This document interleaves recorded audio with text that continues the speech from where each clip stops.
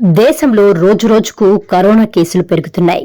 10 రోజుల కిందట రోజుకు 10-20 లోపు నమోదైన కేసులు తాజాగా వందల్లోకి చేరాయి. వారం కిందట మొత్తం బాధితుల సంఖ్య వందల్లో ఉండగా నేడు అది వేలల్లోకి చేరింది. మొన్న 350, నిన్న 640.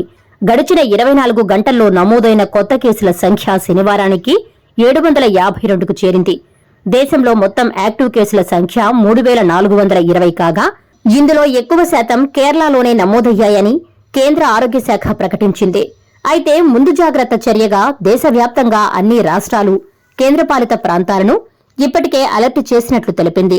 వైరస్తో గడిచిన 24 గంటల్లో 4 చనిపోయినట్లు కేంద్ర ఆరోగ్య శాఖ అధికారులు ప్రకటించారు. JN1 సబ్ వేరియంట్ కేసులు బయటపడ్డ కేరళలోనే వైరస్ బాధితుల సంఖ్య ఎక్కువగా నమోదవుతోందని తెలిపారు. నిన్న బయటపడ్డ కొత్త కేసుల సంఖ్య 752 కాగా అందులో 565 మంది కరోనా బాధితులు కేరళలోనే ఉన్నారని వివరించారు. యాక్టివ్ కేసులు కూడా కేరళలోనే అధికమని, వైరస్ బాధితులలో 2872 మంది కేరళలోనే ఉన్నారని చెప్పారు.